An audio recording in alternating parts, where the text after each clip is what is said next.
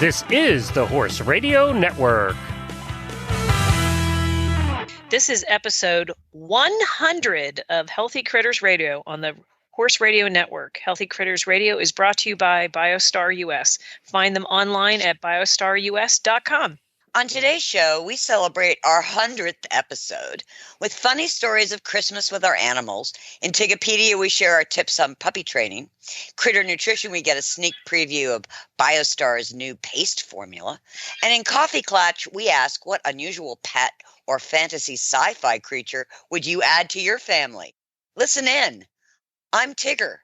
And I'm Patty Perucci. And you're at Healthy Critters Radio.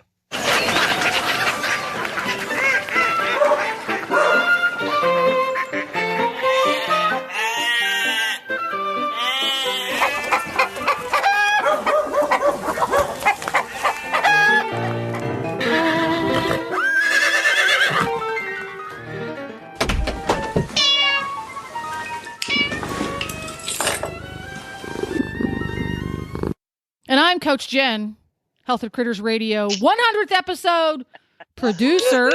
Yay! Congratulations, ladies.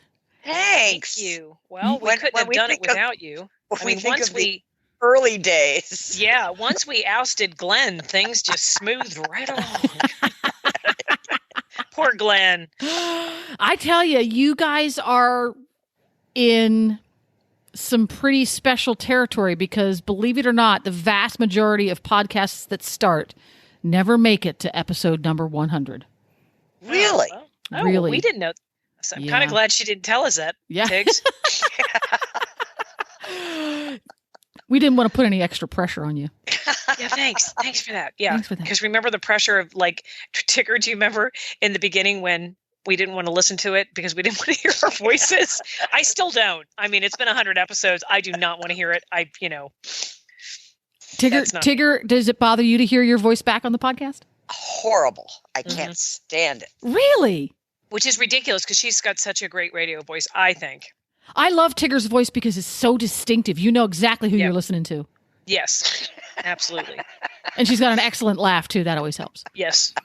And then she also has an excellent non-laugh, and then she starts laughing. Yes, Tigger has the unique skill set in that she has an excellent laugh and and an excellent silence. Oh, no, she does. Tigger, what is my number one complaint about you? Are you there? I'm like, Tigger. And she's like, Patty P, I'm thinking. I'm like, well, could you think louder? Could you make some form of a noise? Yeah, that's my number. Like, I'm like, oh, great. I've dropped the call. I don't know where she is. Yeah, and she's still there. She's just listening away. She needs to have an audible. You know how on your computer you get that little hourglass thing when it's thinking? She needs an audible when she's thinking, some kind of a TikTok noise or something. Ooh, that would make a whole lot of sense. If I got to choose that noise. Ooh, what would it be? Oh, it would definitely be from Star Wars. Oh, I was going to say a herd of dogs barking. My bad. Would it be like the sound of the lightsaber? Oh, I was going to say, would it be a lightsaber or a TIE fighter? Or I think it should be the music that they play each time we see the Death Star. Oh gosh, no. Or maybe the music from the bar scene in the episode 4. Yeah. I think that would be perfect for you thinking. Yeah. I can't believe that either one of you even knows those things. All this. Yeah. I have no idea what you're talking about. Has nothing to do with critters or nutrition or health. Yes, it does. Yes, it does. How does it relate? Turn it around for me. Chewbacca. Ewoks. Yeah. Is Chewbacca a carnivore, omnivore, herbivore? Do we know? Vegetarian. You think he's an herbivore? No, I think he's definitely a carnivore an omnivore.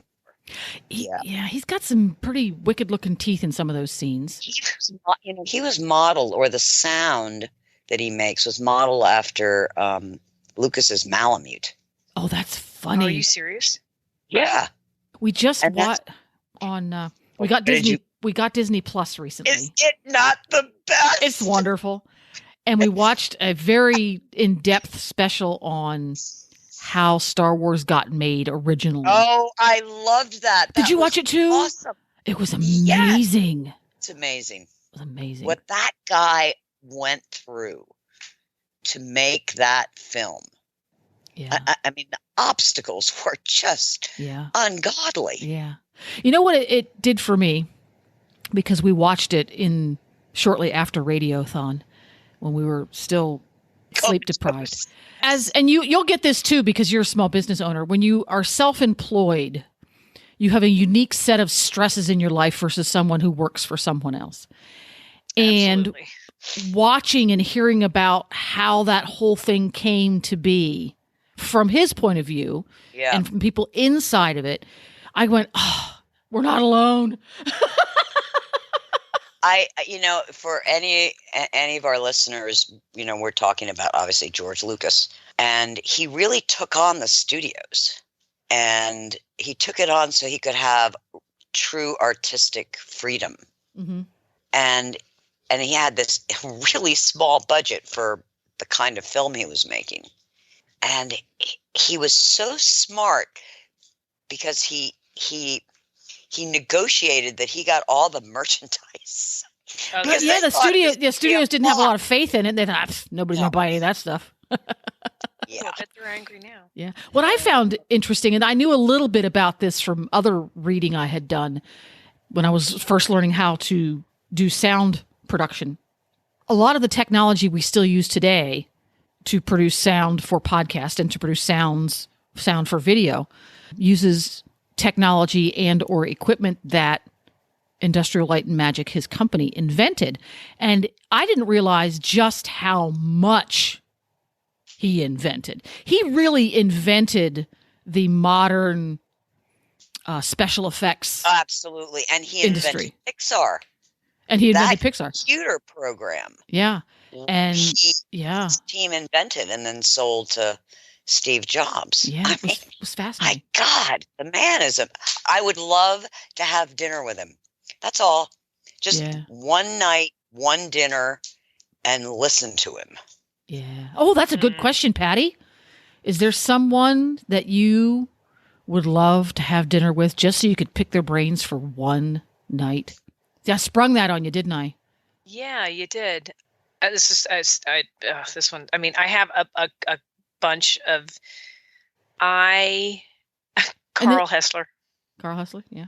Mm-hmm. Is there somebody that you know in the real world you would never be able to sit down and pick their brains at dinner, have dinner and pick their brains? Because Tigger and I both know that would never happen in this or any other universe. Yeah, no. I mean, honestly, no, not really. I mean, no, I can't. Boy, that was. At 3:00 in the morning, I'll be calling you, Jennifer. I thought of the person. No. I mean, I can't. I mean, to me, my whole life has just been about horses and riding and raising my family and doing that. So, I mean, to me, it's just sort of, which is so sad when I think about because I guarantee you, like, if Ray heard this, he'd be like, of course you want to go, because he's, talking about the new movie that's coming out and all this stuff. I'm like, I have no idea, Ray. I'm not going to be going with you to see that. But yeah, I know. What about you, Jennifer? I mean, I'm going to throw that back at you because I don't really have anything better than that. Oh, there's so many. I would love to pick the brain of Nikola Tesla. Oh, for sure. Mm-hmm. I would love to pick the brain of Bill Gates. Not that everything I could possibly conceivably pick out of his brain wouldn't amount to a pinhead of what he's got in there. But I find him to be a really, really fascinating human being. And so crazy smart.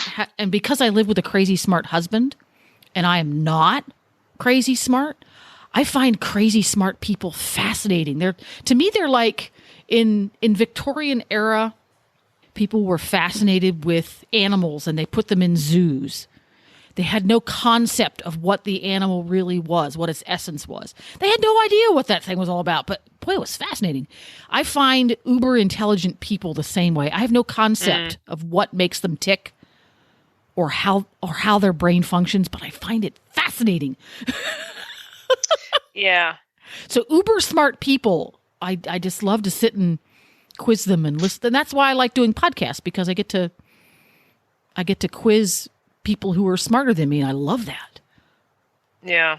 Yeah. Yeah. So since I'm doing all the quizzing today, Yes. before we hit the record button today, one of the things we were all lamenting is around the holidays, we all do a bit of traveling and a lot of extra work for our jobs. So Tigger, who makes the annual pilgrimage to Wellington, Florida, where the entire universe of dressage and show jumping and hunters descends, and there are about how many horses down there for the season, Tigger? 15,000. Wow. All in one place. And they compete week in and week out for how many weeks? 3 months. January, February, March. About 3 months. So it's cray-cray. Yeah. So you have to get your entire life organized, your family organized, your business organized, and you shuffle yourself down to Wellington for 3 months. So there's a great deal of planning and organizing.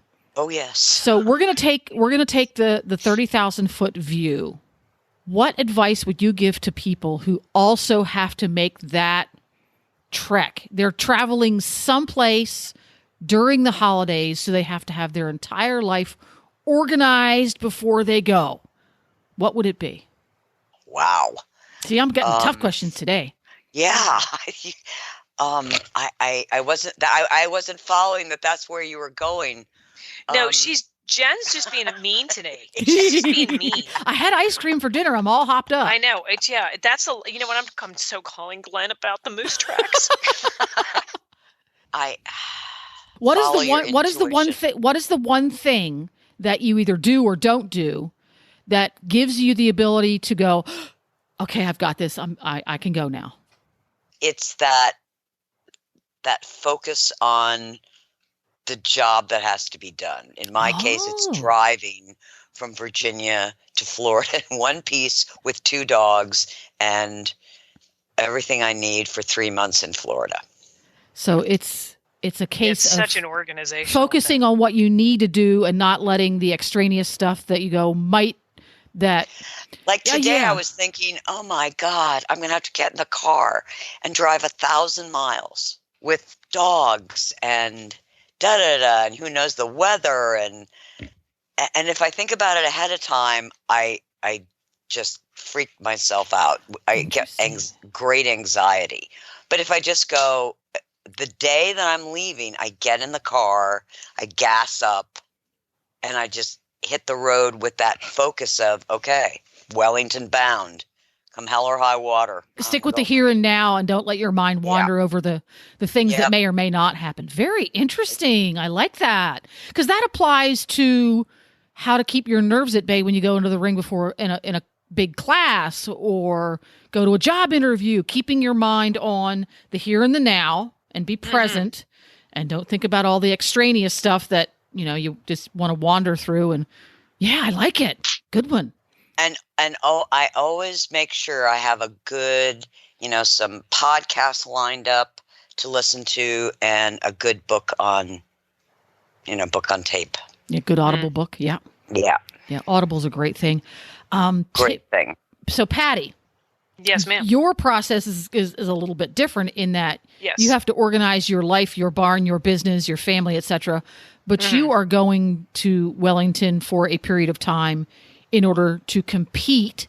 Yes. So what is the thing that has to either happen or not happen for you to be able to hit the road and go, got this? Well, and for me too, I'm competing because I want to compete, but I'm also going to get my training because during the year, it's always about my clients and, getting them where they need to be. And it's Florida to me, and this is why we differ a little bit, is Florida to me is always about being very selfish and refilling my tank and making sure that I'm right and on track and, all of that stuff. So I get super excited, but, it's aligning, making sure, always the night before I like to have everything set up, like the days, and the week getting into it. I like to bring down as much of my own hay as possible. One, because I don't like to switch things on the horses so much, but the hay and the grain and having all of that organized, packed in the trailer so that when I get up first thing in the morning,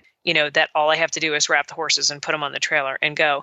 But it's having everything kind of organized, knowing that everything is together, and for me, for years and years, I was traveling with kids and I was thinking, Tigger's like, oh, I listened to a nice podcast or, You wanted silence, didn't you? Or a book, I was listening to Veggie Tales,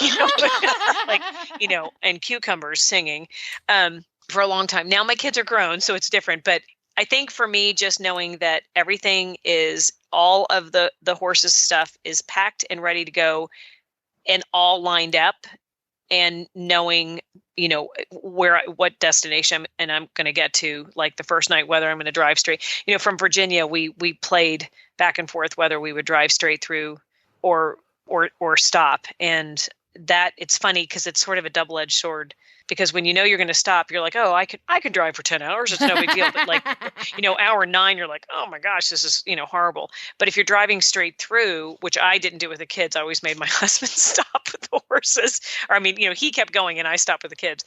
But you get to the point where you're like, well, at hour 12, oh my gosh, there's only 3 more hours.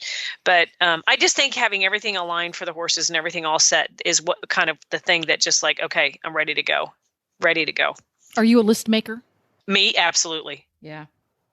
Absolutely. All your ducks in a row now.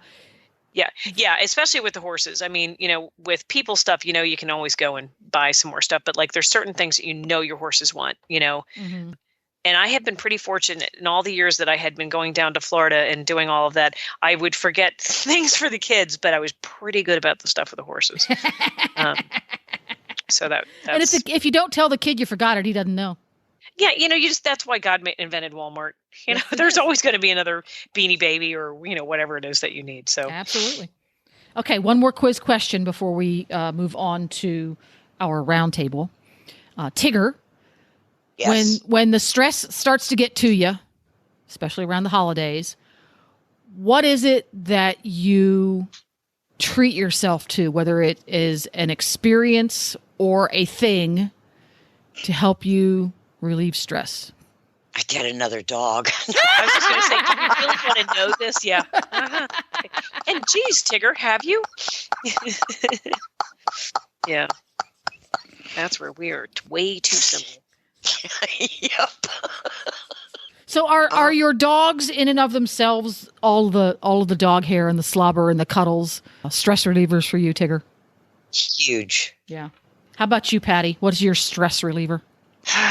Well, honest and truly, I think one of my favorite things to do is to go out with my dogs and watch them like run. It sounds so stupid and so basic, but I love to watch my 2 Aussie boys just run and play and run and play. And especially like going through water and just having, that's a wonderful and stress. They're beautiful in motion. Oh, yeah. Australian and just Shepherds. Silly. And just silly. And silly. And yeah, it's just bashing about, and you watch all the different personalities, like they're communicating, with each other. They're spread out and they're communicating, and it's just a wonder. Yeah, I mean, it's funny because a very dear friend of mine that was in San Antonio and then moved to Dallas, which is eventually why I ended up moving back up here, she has 2 Australian Shepherds, and she would host clinics for me, and we would sit in her back, like after teaching 10, 12 lessons a day, I would sit, with a glass of wine, and we would watch our dogs run around, and you would think after a long day, and we would just laugh and laugh and laugh. And that is just one of my favorite things in the world. I mean, Tigger, how many videos have we sent each other of our dogs running? And we're just like, it's kind of like baby pictures. And I think other people are that way. I'm hoping other people are that way, Tigger, because I'd hate to think that they weren't. You're the only ones. Yeah. But if it is just her and I, it's cool. It's okay. I mean, but yeah, that's a big stress reliever for me. Just making it simple and kind of getting back to basic stuff. Yeah. That is kind of a thing for me. Yeah. Yeah. Cool. So that kind of wraps up my quiz Tigger and Patty on their congratulatory 100th episode. Now we know a little bit more about you both. Yeah. So in another 100 episodes, when we get to number 200, actually. We're asking you questions. Oh, okay. Yeah. Tigger, start getting ready. We're going to ask her some big ones, too. Ask me some tough questions. Okay. Fair enough. So our next segment today, since we do not have a guest, because getting a hold of guests to come on podcasts this time of year is exceptionally difficult because they're all stressed out and busy with holiday doings as well. They're watching their dogs play. Okay? They're watching the dogs play right now. We're going to have a little chat about sharing memories of Christmas or your favorite holiday that you celebrate with or without our animals. So Tigger, take it away. Well, I was just thinking of a Christmas when I was growing up, and we had this. Well, I was in college, so I wasn't that young, but my mother had this fantastic cat, and his name was Catnip. And my father never really liked cats, and the Christmas tradition in my family is that we had to have a sit-down breakfast before we went to the tree. And my father insisted on it. And then we had to clear the plates. And then we had to do the dishes. I mean, everything that's torture. That's torture. Yeah, and a little kid, it's real torture. Yeah. And make our beds. So everything was set out in the dining room table. And my brother had poured glasses of orange juice and put them, around. And my dad was setting up his movie camera because we have every Christmas in my lifetime on film, thanks to my dad. Oh, wow. So he's setting that up, and we're milling around the kitchen and da-da-da-da-da. And so we all get to the table, and we're waiting for my father, who typically, is just trying to draw out the agony. And Catnip jumps on the table and starts drinking the orange juice out of my father's glass. Orange juice? Really? Yes. Oh, And so one of my brothers turned to me and said, Don't tell him. Yeah. So we get the cat off the table. My father comes in, sits down, picks up the glass. And his children went into peals of laughter. And he couldn't figure it out. He's drinking his orange juice. And then we told him. Oh my God. Oh my gosh. Thankfully, he had a good sense of humor. Yes. He did ask for another glass, but yeah, cat on the table drinking orange juice. Thankfully. Orange juice. That is awesome. Oh my gosh. How about you, Patty? Well, so much of mine, there's so many just incidences of, having Christmas dinner, all of us getting up from the table, walking out for just a couple minutes, and then finding a dog on the table. And that's just not it. There's many. It was many a dog. Our favorite, naughty dog that we had of all times was Boris. You remember Boris? I do. He was a little miniature pinscher, and he often thought that anything left on the table, and he would just climb right up. Nothing specific like that story like you have, Tigger, but, just stories of cats going after, ornaments on the tree and walking in and seeing the tree completely, off to the side. Last year, Ray, I didn't witness this, but my son said that he got home or came downstairs. I'm not sure how it went, but I'm not exactly sure what happened, but my husband got in late and came in, and the tree was up and decorated. And I don't know if one of the dogs got super excited and ran into the tree, completely knocked it over. And Peter's attempt of, oh man, if Patty gets up tomorrow morning and sees this tree like this, she's going to flip out. So he takes the tree in its entirety, which has been thrown to the floor, and just sets us back up. He doesn't fix an ornament. Like, everything is off to the left. And Ray says he comes downstairs and he's like, Dad, what happened? He goes, nothing happened here. Everything's fine. But literally every ornament was on like one side of the tree. I didn't get to witness it because Ray fixed it. But yeah, so, just animals have always been a big part of our Christmas celebration, but they have often, one time I came into the room when we had all the presents under the tree, and one of the dogs decided it was a great idea to lay on top of all the presents, of course, undoing all the wrapping. I'll tell you, they keep it real. You think, when you have kids, you're just making everything perfect and you want it to be perfect, and then you come and you find a cat in a tree or. How about you, Jennifer? You're laughing now, but it's real. I laugh because our family had a similar experience. I grew up in a very large house that was built in 1863, and it is a classic brick Victorian house, and the ceilings are 12, 14 feet, thereabouts. And we were lucky enough that our aunt and uncle had a Christmas tree farm. So we would go out each year as a family, and we would pick our Christmas tree and cut it and bring it home in the pickup truck. And much to my mother's chagrin, my dad and all of us children, of course, agreed that we had to use up all 14 feet of height when we bought a Christmas tree. Oh, my God. Oh, boy. And when you get a 14-foot tall Christmas tree, the Christmas tree diameter is pretty significant. Yeah. Yeah.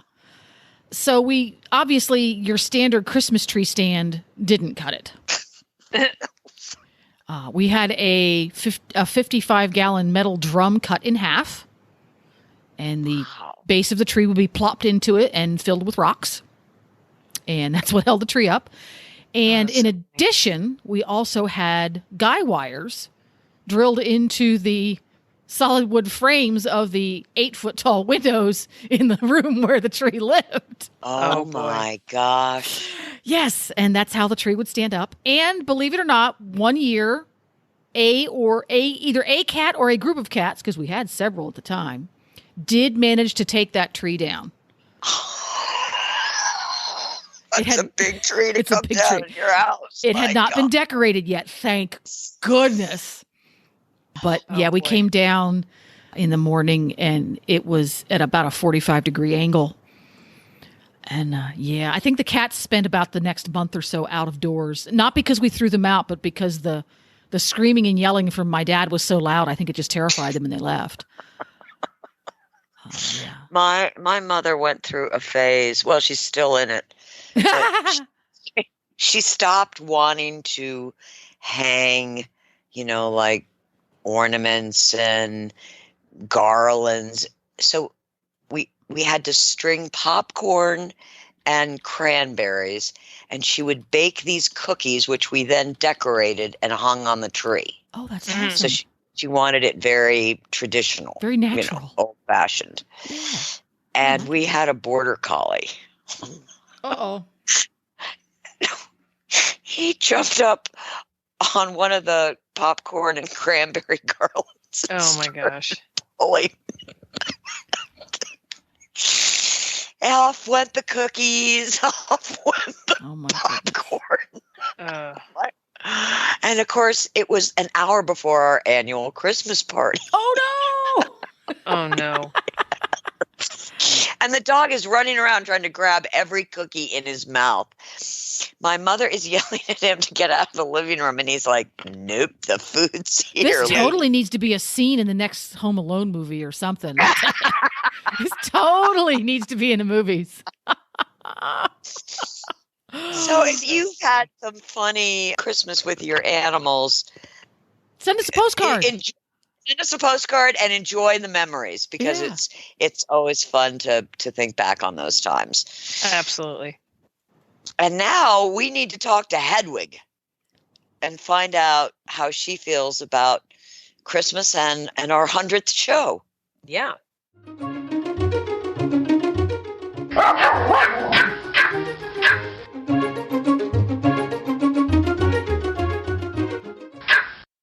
Hello. Hetty. Hi, Hetty. Hello, everyone. Are we all happy? We are all so happy. It's our 100th show. This is amazing news. I can't even think of how many times people have been so fortunate as to hear us sitting and chatting. So, Hetty, what are some of your reflections of the last 100 episodes? Well, there was the enlightening day when I explained to you where my name came from. Not an owl. Even though Tigger said my ears are like owls, but they are not. She was wrong. True. Wrong. And, singing. I've done some excellent singing, I think. Uh-huh. Yes, you have. And Glenn. And some nicer things, too. I have talked about my sister and my goblin brother, and also about the death of my brother who ate the Advil. Yeah. So, That's horrible. many times I have said things. Yes, many times you have benefited from my wisdom, I think. Well, can you give us your intellectual philosophy on achieving this 100th episode of the only talking Pomeranian in the podcast world? Well, of course. I mean, I think what's so important to consider at this time is the way in which I have filled, nay, created a cultural space in which a Pomeranian, who is, of course, iconic in so many ways, can demonstrate the ways in which our community so needs a talking point and a place where we can come together, step out of our silos, and agree on a few important things. Small dogs need large, expensive private jets. Of course. Small dogs need excellent staffers. Yes. Small dogs are always right. And no. Yes. No. Hedwig is about to meet her match this winter in Wellington. Uh-oh. No, I am not. Your stupid puppy is going to get locked out of our room, and that will be it. Just like all the other stupid puppies that have been locked out of our room so many times. Let me just explain one thing to you, Tigger. Your dogs are not that bright and have never once figured out how to open the door. Just this morning, my sister and I opened the door where our food is kept and then opened the can in which it is contained and then tipped over the can and then got in the can and ate the food. Now, when is the last time your dogs did that?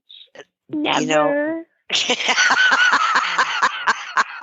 because they're good dogs and they're well-behaved Except dogs. Sabi, who last year learned that treats were kept in a bag on the back of the door and then helped himself like an excellent, smart dog. That's why he's our friend.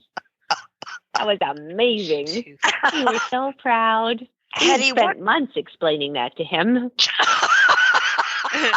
We never thought he'd get it. Hetty, what was it that you said to me about gate guards for dogs? Gates are a girl's best friend. No.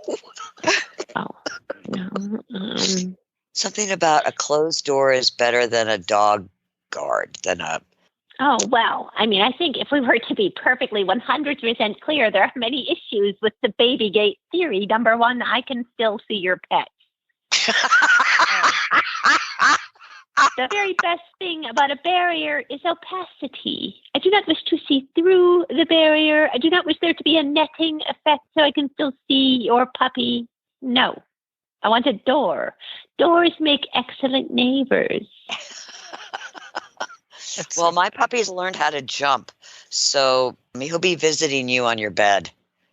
Just to be clear, number one, your puppy is already the size of your dog. So it's not a puppy anymore. It's a mastodon. And number two, it's not coming on my bed because my door will be closed. And you can come and make little scratching noises all you want, but no one's letting you in. That would be a nah girl. So, folks, tune in for the adventures of young Australian Shepherd puppy and Hedwig. Oh, I can't wait. Again, it's going We to are be not a movie. doing this. It's going to be the next. It's going to be a movie. It's going to be the next blockbuster hit from Disney. Thank you, Hedwig. We are Happy not holidays. heading through this. Happy Merry holidays. Goodbye. Congratulations, guys. Hey, On number 100. You know, that puts you in the top 2% of all podcasts. We did not know that. no, Yeah. we didn't. Yeah, I'm it's kind of glad we didn't know that. yeah, not too many make it to 100. Wow. that's- Why is that? But because people get tired of doing it and they realize it's work. After about 6 months, they go, "Oh, this is work." Yeah. But you guys are glutton for punishment, so you just hang around. Well, we also have that. We have that talking dog. Yeah, You know. yeah, you have that, and you have listeners, and that helps too. That does help. Yes. Thank you. God listeners. bless the listeners. Yeah, Yeah, thank God you to the bless listeners for hanging around for 100. Absolutely. No, it is a milestone. It definitely is not something that happens with most podcasters. Well, Wow. And So you're doing are- it twice a month, which makes it even, a bigger feat because the weekly ones can hit 100 pretty quick. 2 years, but you guys took 4. wow. We've been doing this for 4 years. You No, have we to if haven't. you're hitting 100 because that's about 25 a year, right? Jeez. Oh my gosh. When you say it like that, wow. Oh my gosh. Yeah, I didn't even think about it. Yeah, Tigger, that makes sense. I mean, think about how many places I've moved in that period of time. When you take a look back at life events, we've done that on the morning show with Jamie and I. We've been 10 years. And, we've both moved. She's had kids, it's just, there's been 1,000 life events in 10 years. Yeah. And, Yeah, some sure. of your listeners have been around since the beginning, so they go through them all with you. Well, so that's, and that's the best part. And boy, do we appreciate that. yeah, We appreciate that. anybody that sticks around and listens to any of our shows for that long, we definitely appreciate it. Yeah, for Hey, sure. You and know I what know would you be- guys just talked about this, but I have to thank Tigger because with the storms coming in, I just know I can give that secret medicine to my doggie. And she just is sleepy. And I may have used it the other night when she was being a pain in the neck all night long for no reason whatsoever other than being a pain in the neck. And I gave her one of those little sleepy pills, and then I was happy because I could sleep. See, that's perfect. So Theracom is a godsend to doggies. Yes, Yes. it is. I don't know Yes, why it it is. works, and I don't care. I'm just glad it's legal. I don't know what's in it. I don't even know if that's legal, but I don't care. It works. It's legal. Okay.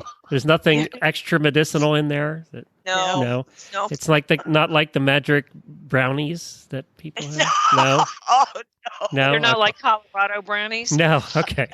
Just checking.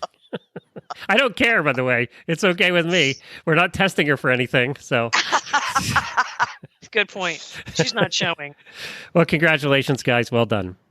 well, and thanks for all your help, you and Jennifer. This wouldn't Yeah. be possible without you. So, Well, you Absolutely. guys make it happen. You make the magic. And that silly little dog. That one too. Yeah. Yeah, that's so. Merry Christmas Thanks, to both of Glenn. you and Happy New Year. you Thank too. you. Same to you.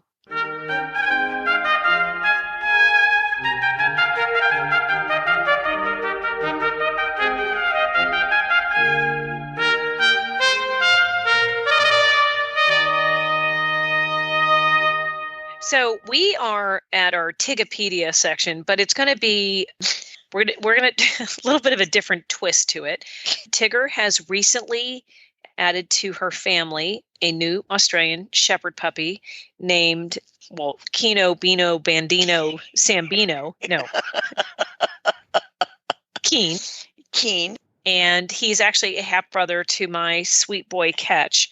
And we just thought it would be a great idea to kind of introduce different. Tigger and I collectively have owned half the dogs in the world.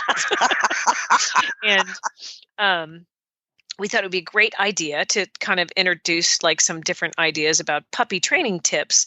And, my baby boy Ketch is now a year old. And, there were certain things that I had to do to introduce him to, my little tribe of dogs. But one of the big things for me has always been crate training and knowing that, that they're comfortable in their crate. And of course, the soundtrack puppies they adjust to everything so well, especially if you do a great job at introducing the crate. And Tigger, I thought that would be a great lead in to your recent experience with Keen. Before I tell this story, may I just say I don't like crate training. I don't like crates, but I realize that they are an important part of a puppy's education. That being said, I thought I would be so smart and buy a soft crate for Keen. So the first night I put him in the soft crate, no problem. Second night I put him in the soft crate, no problem.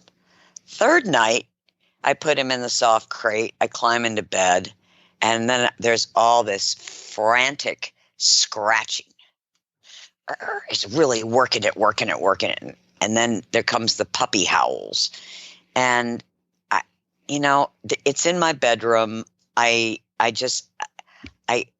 was so pathetic. So I get up and I go to open the crate and discovered that his very clever pawing has actually broken one of the zippers. So now I can only get him out with one zipper working because he's dislocated the track from the inside of the crate, which it takes quite a skill, I would imagine. So then I put him on my bed, and that's been fine. So I decided, okay, I'm going to start feeding him in the crate. So I put his bowl in the crate, and I zip it down. One side doesn't zip anymore because of his paws, so I just use the other side to zip. And he goes in there and he takes 2 mouthfuls, and then he turns around and he starts scratching again. And as soon as I open it up and I take the food out, he eats it up. So this was like day 4. Day 5, I moved the crate into the living room, figuring, well, it has no business in my bedroom because now he's sleeping on my bed. And he climbs on top of it, of which I sent a picture to Patty, that my 3-month-old puppy has just climbed on the top of his crate, looking around the world like, okay, so this is what this is for. Gotcha. This is a lookout point in the living room. Well, Tigger, I had a very similar experience, not with Klatch. So let's just throw this out here as our tip. Don't buy a soft crate for a puppy. Because so let's start there. So I had purchased a soft crate for Burke, my first Aussie, and had a very similar experience, but I didn't realize he was pawing at the crate because I would put the crate in the back of my truck when I would travel to the barn. And I one day, got out of my truck and went to the back door, and his head just popped like he was laying down, and his head just popped straight out of the top of the crate. And again, I had to get the same thing with getting the tracks right and whatever. And I was like, oh, this is Tigger. This is how dumb I was. I was like, oh, there's something faulty about the crate. So I went ahead and bought another one. Anyway. Oh, that's the best. Yeah.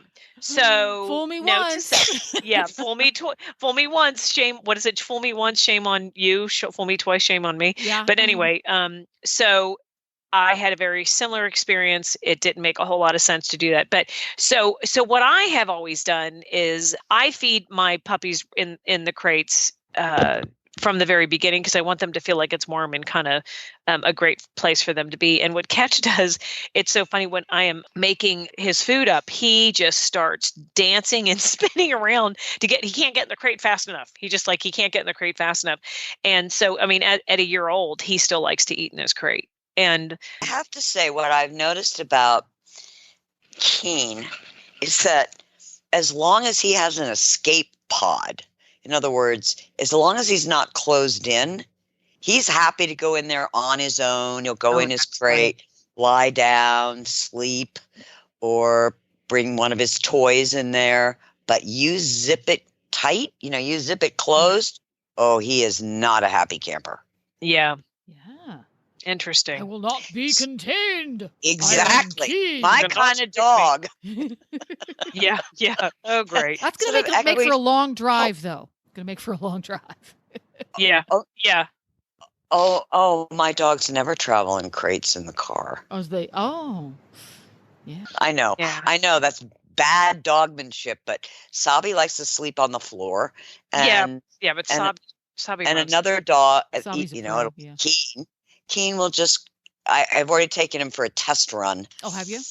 Yeah, to the office, and How'd that go? he just like all the other puppies. He just curls up in a corner in the back seat, and which is really comfy and has lots of towels and sleeps. I made the mistake one time. We have a greyhound named Glory, if you're not a regular listener. She's a small greyhound, but a greyhound nonetheless. And I made the mistake of putting her in the front seat of the truck once. Oh my gosh. You would have thought, oh my gosh. It was as if I was sitting there pulling her toenails out. Oh, wow. She was the most miserable dog in the universe having to sit in the front seat. I thought that would be great. You could see where she's going. She can stick her nose out the window. No. Give me the back seat, please. No. She wants to sit in the back seat and curl up in a little ball where she can't see anything at all. Isn't that funny? Yeah. Are your guys front seat or back seat riders, Patty? Back seat. Tigger's a mine back are seat. How about yeah, you? mine are totally backseat. I mean, because my two boys go with me everywhere when I'm teaching or whatever. I always put them in the back seat because they were in crates for ever, just because I wanted to make sure they didn't get tossed about. Not that I drive bad, but yeah, but not everybody does drive good. So there you go. Yeah. So, and it's funny because Catch likes to sit on the seat, and Burke has always been on the floor. Always. I've never had a floor sitter ever. Sabi has always been on the floor, even as a young dog. Yeah, it's funny. Like, yeah, he's a way floor sitter, but it's kind of cute because I have one of those. I guess they call them like a hammock, for the back of the truck, and every now and then, because Burke's underneath the hammock, and so like he'll peek his head up every now and then and check on me. Where Catch will come over and give me a little lick in the ear just to make sure I'm driving straight. He just kind of does a little, hey, how you doing up there, and then he goes and sits back down. So it's so comical to me, how different they can all be. But yeah, so I always keep them in the back. Have either of you ever traveled with kitty cats? Yes. Well, I moves. Yes. I love the tone of voice. Yeah, not fun. Fun. My two cats have gone from Virginia to Texas, back to Virginia, back to Texas, and I every time I go to put them in the crate, I mean, at this point they're like, no, not happening. Figure some stuff out. No, leave us here. Yeah, my one cat's her name is Fupa, and she's a beautiful rag doll, and she truly runs the world. If anybody really wants to blame anything in this world or know what's going on, you need to talk to Fupa because she's got it all going on, and she's just the queen of the universe. And she's just like, yeah, I'm not getting in a crate again, and I'm certainly not doing it with my brother. So that's out. There you go. Now, Tigger, this is the nutrition part of our discussion. I have to get this to have relevance to our show. Our dog Glory cannot survive without her Theracom from Biostar. Oh, Glory has issues. She's afraid of everything. So she gets her Theracom. If it's thundering, if it's windy, if it's cold, if there's noise, she has to have her Theracom. Is Theracom, can you give that to cats too, or is that a dog-specific product? It's dog-specific because of weight. Okay, because Glory's like a 30-pound or so dog, and she gets one little cookie. So that would be way too much for a cat. Yeah. Yes. She can be real calm. Maybe in 2020, Biostar will come out with the M&M size for cats. I'm not going down the cat route. Not doing the cat route. What would you recommend for a cat that stresses out about travel? Is there something in their diet that we can turn to help them be as calm as possible? Milk. Oh, I thought milk was bad for cats. Well, I would use probably goat's milk. Goat's milk? Really? Interesting. It's loaded with tryptophan. I did not know. Amino acid. Yeah. Very calming. And goat's milk is really easy to get at most grocery stores now. Because yes, it is. Have issues. And I would dilute it A little bit of water. Yeah. Mm-hmm. Maybe start a little bit in advance to make sure your kitty's used to it. Yep. Yeah. Because you don't need explosive diarrhea. Don't need that. Yeah. No. With the cat. Don't need that. Interesting. A little saucer of milk a couple of hours before you hit the road. Yep. Interesting. Yep. Have you ever had experience with the pheromone sprays they make for dogs and cats? Oh, yes, I have for Not cats the for sure. sprays. I know I've used the collars Mm-hmm. And how about on you, dogs. Patty? How about you, Patty? I have to tell you, amazing results with the pheromone stuff. My Fupa, president of the world, she went as a small cat, wouldn't like use the litter box and would just be stressed. And so it's like, oh my gosh, how do you fix this? And so I get this thing called Feel Away, and I plug it into the wall, and it really totally calms her down. But then I was having problems with them not scratching on like the right things. They were trying to do it on my furniture or whatever. And they also make a product that you put on like what you want them to scratch on. And again, it's like a pheromone. And I have retrained my cats to go, which is shocking to me because I can't tell you how much furniture they've ruined. And when I found this product, you just kind of drip it on there and they go. And because when cats are scratching, they're stretching their muscles out, which I did not realize. I thought they were just trying to do something with their claws. Just trying to destroy the house. Yeah. Yeah, well, I thought they were just trying to piss me off. Well, that's not the case. It could be both, but they're stretching their muscles out. And so it is a really big deal for cat owners to have some form of a scratching post, and they really do like to scratch upward. I have a bunch of ones that you can lay on the ground that they can kind of knead and whatever, and that kneading response is different than, from what I understand, I didn't know any of that. Yeah, well, so the company Feel Away also does a spray that you can use to deter them as you're training them to go on to a post, like I did. And you can spray the spray is to make them not scratch whatever you don't want them to scratch. And this blue liquid thing is to encourage them. So it was really kind of interesting because I have been was so stressed out about trying to get this figured out. It took 2 days. Huh. I mean, how about literally that? just 2 days. And with Fupa, her not wanting to use the kitten. So when I got her as a kitten, Gabriel, her older brother, they're not related, but she kind of came. Someone said, "Oh, you can't just have one cat; you have to have two." And Gabriel went, "No," and would beat the crap out of Fupa, and so she was like kind of traumatized. So I separated them for a long time, but in the process of that, she stopped using a litter box. So then I did the Feel Away in the wall things, and it was huge, huge, huge, huge. Helped so much. How interesting is that? Yeah, I don't think having more than one kitty in the house, that's a whole different show. Interesting stuff. So crate training, travel, stressed out kitties. We have solved the canine and feline issues of the universe here, haven't we? Yeah. And I do think we can start a segment, Ask Fupa. Oh my gosh. 2020, the year of the talking cat. Yeah. Oh boy. There we go.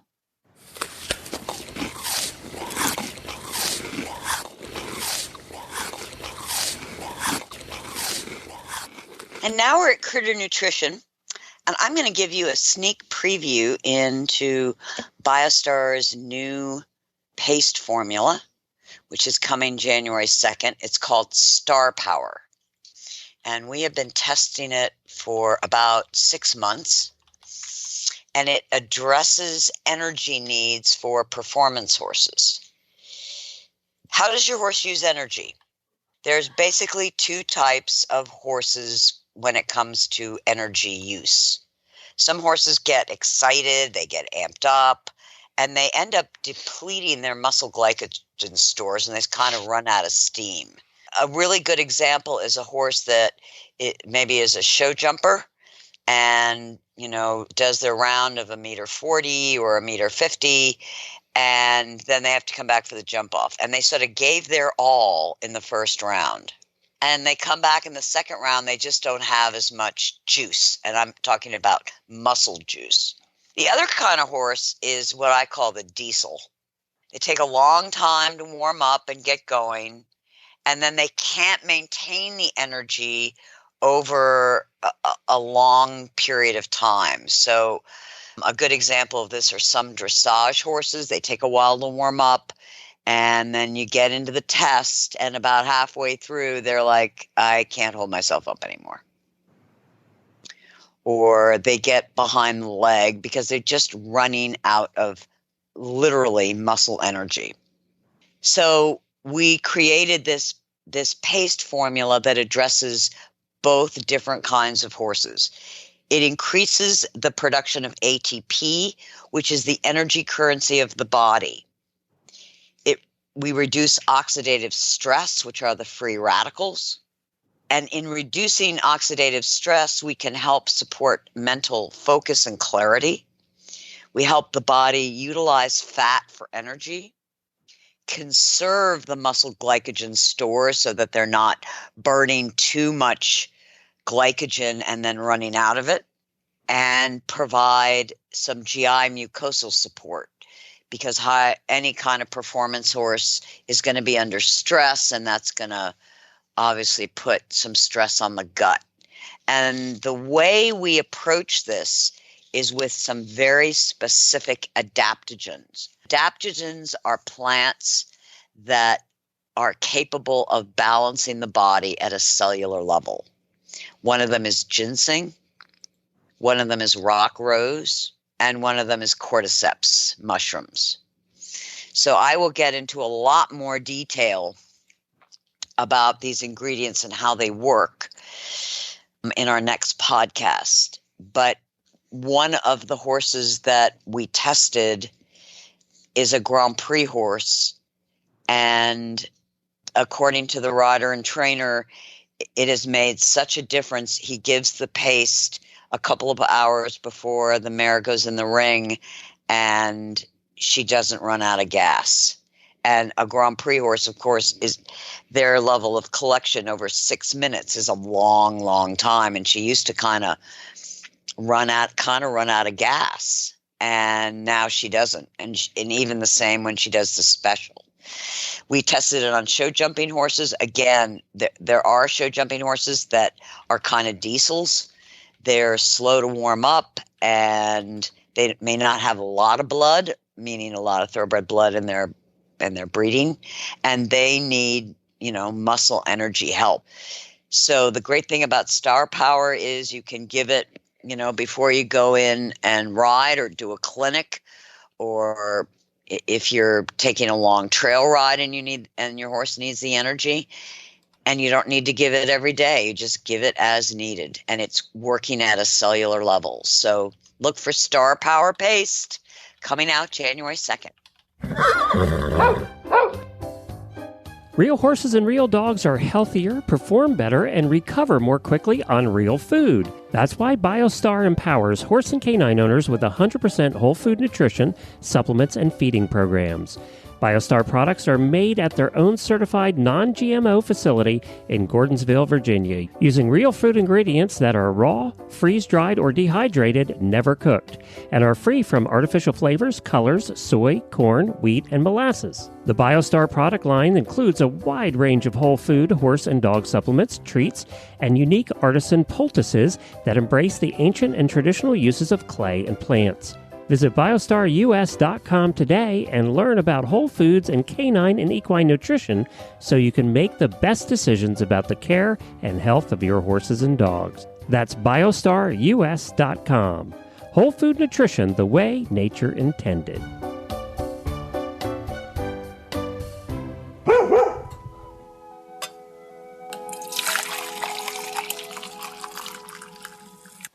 So now we're at Coffee Klatch, and in honor of our 100th episode, I thought we'd do something fun. And I put this question to our listeners and to Patty and Jennifer. What unusual pet or fantasy sci-fi creature would you like to add to your family? Jennifer? Oh, what's her name? I can't remember her name. The big bird in Up. Oh, wait. Oh, choose me first. I'm going to say that one. Yeah. Oh, what was her name? Kevin. He called her Kevin. Her name was Kevin. The dog was Kevin, wasn't it? No, the dog's Doug. You're right. Very good, Jennifer. The bird was Kevin, and everybody thinks it's a boy bird, but it's not. It's a girl bird. I girl want bird. Kevin. Oh, Okay. Kevin would be awesome to have. Yes, Yeah. I love Oh. chickens and guinea hens and things like that, but Kevin is like a kicked up version. Oh, that would be so much fun. Oh, yeah. No, that's good. Yeah, that's Yeah. really good. Yeah. Too quick an answer. It's going to be a short segment that way. Yeah. Yeah. That's definitely who I want. That's who I want to add to my family. Okay. Mm. Patty? I would like the bird Kevin from the movie Up. Okay, kidding. The only thing that I can think of is I'm not a great sci-fi person, but I was thinking if I was going to have anything is you remember the Invasion of the Body Snatchers? Yes. Well, okay. Like what a great thing to use as sort of like protection, right? If people know you have body snatchers, they're not going to come and break in your house. They're not going to, right? I know that's so totally Skip the Rottweiler and get a body snatcher. right, because nobody's showing up. Nobody's going to come to your house. Nobody's going to do anything. Like you're completely safe. Oh my gosh, that's Can't awesome. you see the sign outside of Patty's house? Yeah. Warning. Body snatchers. Body snatchers. No, not kidding. Yeah. No, that's yeah. Yeah. Not sure that's the healthiest answer, but Tigger, how about you? I have two. Oh, okay. Of course you do. First is Baby Yoda. Yeah. Yeah. Okay. Oh my gosh, that cooing and the ears and the force. I've got to have that in my life. Yeah. Being with you. Yeah. Okay. Yeah. Okay. And the second is Rocket, the raccoon from Guardians of the Galaxy. Oh, A done. well-armed raccoon would Yeah. be awesome. I know. That is a good one. Yeah. Super good one. And he's furry and cute, and he talks. Yeah. Everything Well, he I can be. want in a pet. Yeah, he can be a little gnarly at times, though. I don't mind that. Yeah. No. Yeah. No, that's a good one. One of my favorite movies. I love that movie. That's a good one. Well, my gosh, Patty, what do you say you don't know sci-fi? Well, but I just don't think like you guys are you're into Star Wars and all of that. And I'm like, it's just never been my thing. And then when you were saying that, I'm like, oh yeah, that was good. That's a good one. Yeah. And what's his the tree? What's his name? Groot. Groot. Groot. Oh, Yeah. Groot would be fun. Yeah, Groot would be fun. Groot would be fun. What Yeah. about on the same line as you, Patty? You could have a Dementor or a Death Eater. Oh gosh. I don't Wouldn't even that be know what cool? that is, but that just scared me. Harry Yeah. Potter. Harry Potter. Oh God, a Dementor. Yeah, yes, I do remember that. That was kind of yeah. I'd like to have an owl that carries my messages. I think that would be awesome. Yeah. Oh, You know 'cause what? could- You know what I don't want to have, and I don't want to have. I don't want to have a stormtrooper because they're useless. Oh yeah, no stormtroopers. They're useless. They're just the opposite of a body snatcher. They're completely another body snatcher. That's very clever. That's really thinking outside the box, Patty. I like It is. Yeah. Well, I mean, it's the only thing that I could think of, and I just thought, why not have one of them kind of, protecting your premises? Oh, we forgot one, Jennifer. Uh-oh. From Star Trek, the Weeble, the little furry Tribbles. thing. The trouble with Tribble. tribbles. I'd love to have one of those. Or a Gorn. A Gorn. A Gorn? The big lizard guy. Oh, Gorn? yeah, no. Yeah. 'Cause, again, you're not going to have anybody stealing your mail. Yeah. You won't have people knocking on your door trying to sell you stuff. Rocket the Raccoon. Or Yeah. Rocket the Raccoon. Yeah. Or Mm. the panda in Kung Fu Panda. Oh yeah, He would be That pretty would just be cool.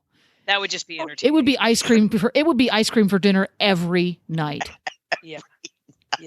And if you had invaders, he'd just sit on them. Yeah, there you go.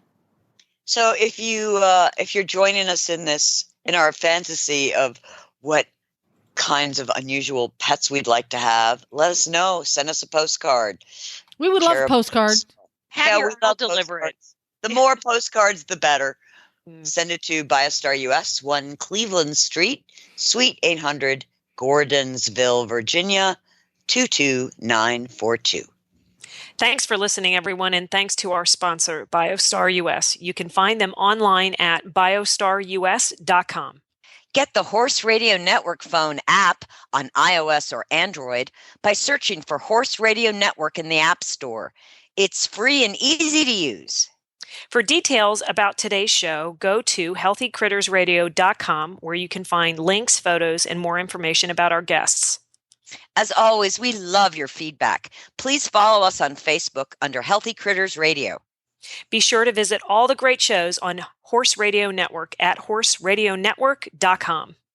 Love your dog. Hug your horse. Feed your chickens. Clean your litter box. Dance with your goat. Slither with your snakes. Howl at the moon. Hang with your hamster. Party with your parrot. Waddle with your walrus. Outwit your otter. Cuddle your cows. Rap with your raptor. Go chipping with your chipmunks. Forgive your fox. While hedging your hog. We also recommend that you rack with your raccoon. Gyrate with your giraffe. Meditate with a meerkat. Uber with your orangutan. Facebook with your flamingo. Ponder with your panda. Walk with your Wookiee. Yawn with your yak. Twitter with your toucan. Go raining with your reindeer. Dropbox your dragon.